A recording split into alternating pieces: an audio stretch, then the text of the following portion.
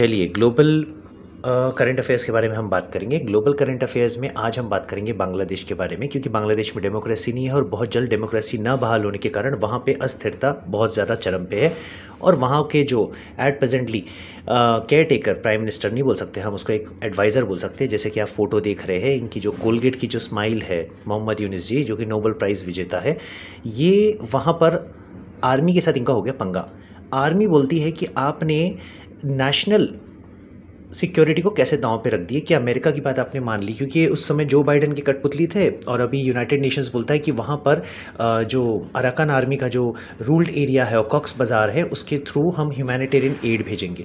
देखिए humanitarian add तो possible नहीं होंगी, इन्होंने तो मुँह खोल के हाँ बोल के आ गए, मगर बाद में आने के बाद भाई वहाँ की जो आर्मी है बांग्लादेश की, उन्होंने क्लियरली बोला कि भाई आपने नेशनल सिक्योरिटी को कैसे प्रॉब्लम नहीं किया, क्योंकि वहाँ से रोहिंग्या मुस्लिम जो है वो कॉक्स बाज़ार में ऑलरेडी वहाँ पे 50,000 लोग हैं, वहाँ से और ज़्यादा एंट्री होंगी और एंट्री होगी। और अराकान आर्मी जो है वो तो यही चाहती है कि रखीने बेस पूरा खाली हो जाए और रखीने के सारे जितने की रोहिंग्या मुस्लिम्स हैं वो पूरे के पूरे रिलोकेट हो जाए अलग कंट्रीज़ में। जैसे इंडिया में भी एट प्रेजेंटली करीबन 5 लाख लोग हैं और 50,000 कॉक्स बाज़ार जो कि बांग्लादेश में है वहाँ पे है।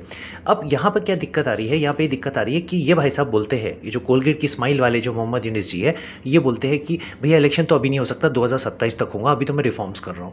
तो भाई अगर आप रिफॉर्म्स कर रहे हो तो फिर आप इतना एंजॉय कैसे कर रहे हो, आप इतने सारे डिसीजन खुद होके कैसे ले रहे हो, आपने कोई इलेक्टेड, आप प्राइम मिनिस्टर नहीं हो, आप अपनी सरकार में इलेक्टेड नुमाइंदे डाल दिए हो। तो वहाँ की आर्मी ने बोली सबसे पहले तो आप इलेक्टेड नुमाइंदों को हटाइए और आप सिर्फ रिफॉर्म्स पे ध्यान दीजिए, आप रिफॉर्म्स कीजिए और जल्द से जल्द इलेक्शन करवाइए, क्योंकि यहाँ की लोकल पार्टीज़ भी जो है एक्चुअली क्या फ्यूल्ड किया गया था, वहाँ के जो स्टूडेंट्स यूनियन जो है, स्टूडेंट नेता जो है, उनको फ्यूल किया गया था और पुरानी सरकार को हटाया गया था। तो जो फ्यूल किया गया था वो जो स्टूडेंट नेता थे वो भी ये चाहते कि भाई हम भी इलेक्शंस में आए, तो उन्होंने अपनी एक सेपरेट पार्टी बना दी।